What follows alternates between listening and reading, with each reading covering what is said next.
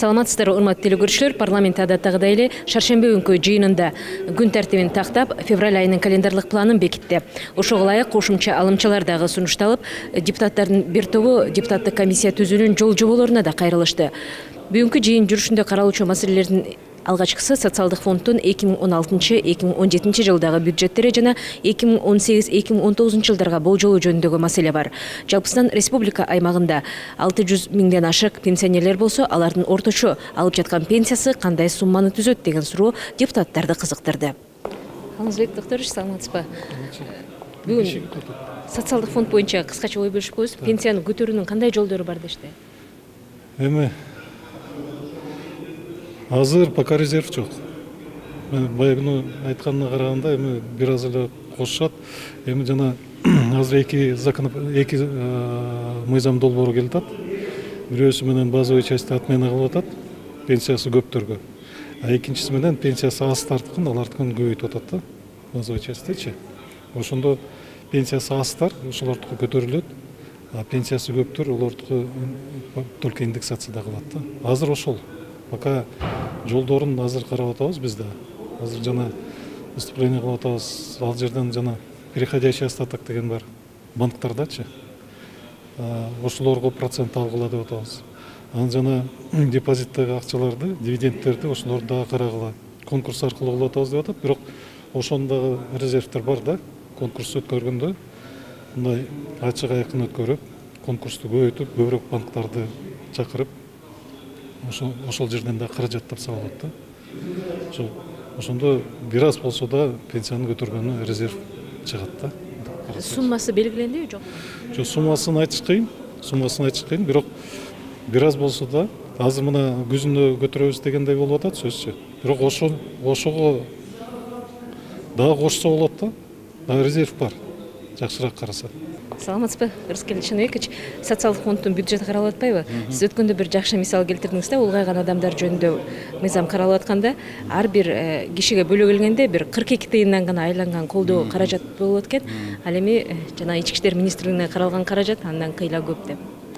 Бул эми такталган маалымат, анткени бир жылда ушул улгайган адамдарга жардам иретинде дары-дармектер үчүн бир жылга 150 сом бөлүнөт. Деги эле биз эгер улгайган адамдардын негизинен пенсия жашындагы адамдар да ошолорду Кыргызстандын калкынын 7,5% түзсө, анан алардын дагы баягы минимальный прожиточный корзина деп коет. Ошондон жарымыстан көбү төмөнкү айлык алышат экен. Анан ошого жардамдын көлөмү ушундай болуп аткандан кийин анан жаным кейти. Эгер чындап эле биз улгайган адамдарга жардам бере турган болсок, аларга көңүл буруштан мурун каражат бөлүш керек деген сөз айткан болчумун. Бул каражат жагынан колдоо, ал эми азыркы социалдык фонддун бюджети каралып аткан учурда бир топ ведомствонун жетекчилери катышып атпайбы? Мисалы, ошол пенсионерлер ден соолугун чыңдоо боюнча жолдомолорду алышат бекен? Жолдомолорду ошо профсоюз аркылуу алышат экен да, бирок ошол деги эле бизде кары-картаңдар же болбосо улгайган адамдар ошону арттан кубалашпайт.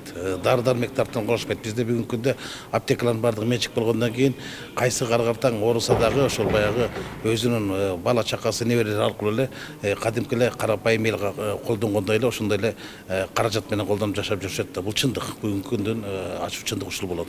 Бүгүн социалдык фонд боюнча маселе каралып атканда көпчүлүк пенсионерлер Россиядан барып пенсияга чыгып келүүгө кызыктар дедиңиз окшойт. Туура, бүгүн күн тартибибизде Кыргыз Республиканын социалдык фондун 16 жылдын бюджет менен 17 жылдын бюджети кароодо. Мен ойлойм, бул жерде эми азыр биз пенсионный реформа жөнүндө кеп кылыш керекпиз. Анткени тилекке каршы пенсия чыккан жаран алган пенсиянын көлөмү, шарттары аябай мындай кемчиликтери көп. Ошон үчүн азыркы соцфонддун жетекчилигине, өкмөткө жалпысына биз социалдык реформаны жасаш керекпиз.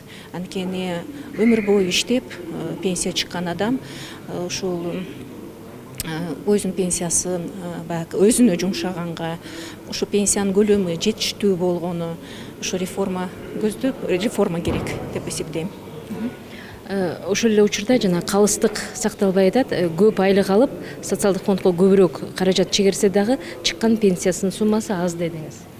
Туура, мисалы үчүн айрым мурунку чиновниктер пенсия чыкканда 80 миңден 100 миңге чейин алып атышат. Алар могу октябрь айында баягы кошумча төлөмдөр каралат. Ошондо алар көбүрөөк алып, анан кийин аз пенсия менен чыккандар аз көлөмдө алышат. Бирби, анан кийин баягы да бир адилетсиз деп эсептейм.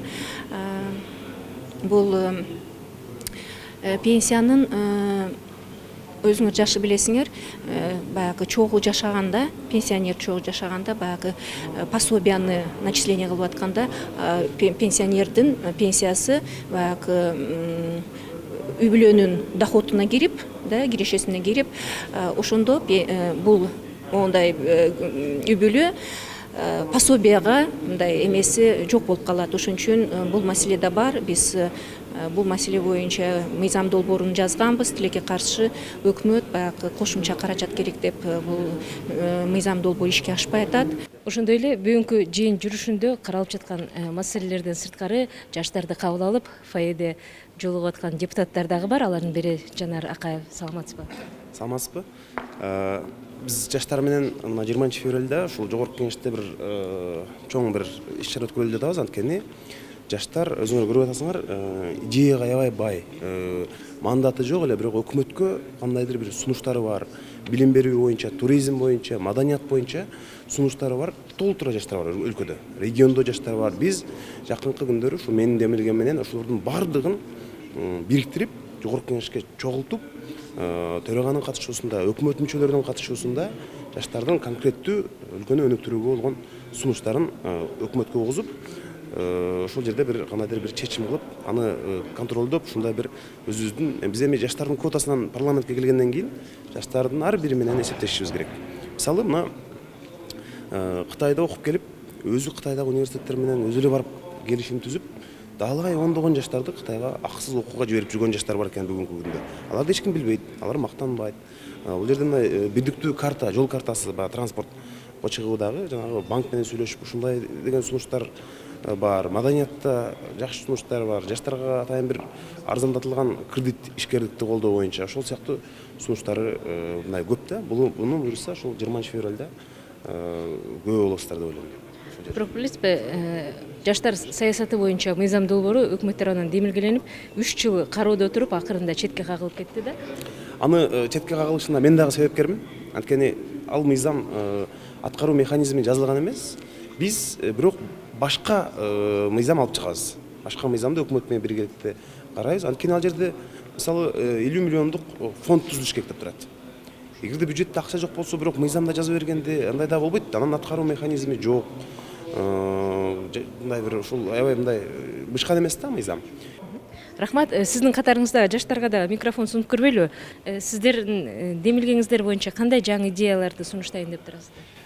Биздин демилге боюнча бүгүнкү күндө биз 11 долбоор даярдадык. 11 долбоордун негизинде болсо биз жаштардын аябай мындай көйгөйлөрүн көтөргөнбүз.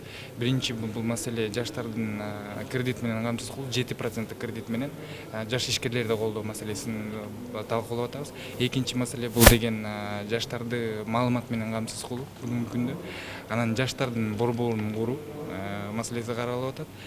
Жаштар парламентаризмин өнүктүрүү маселеси. Анан өкмөттүн алдында жаштардын кеңешин түзүү деген. Ар бир ошо субъектилердин катышуусунда жаштардын бир кеңешин түзүү маселеси каралып атат.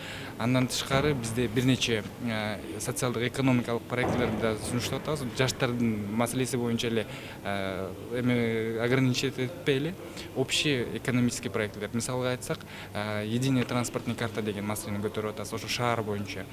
Ошол сиз айткан каражаттын булактары бир гана өкмөттөн, депутаттардын колдоосу менен ишке ашабы же сиздер да бир тартып келчү инвестициялар бар? Бул жерде бизде бир нече булактар бар. Бул жерде биз өкмөт жакка акча сураган жагыбыз жок. Өкмөт жагынан биз жалаң эле административдик колдоо суранып атабыз. Эгерде мамлекет бизге мүмкүнчүлүк түзүп берсе, бизде көп булактарыбыз бар. Мисалы гранттар дегенimiz бар. Көп жаш бизнесмендер бар. Ошо жаш ишкерлердин бүт баары бүгүнкү күндө ошо жаштар саясатына, жаштардын өнүктүрүшүнө өз салымын кошууга даяр.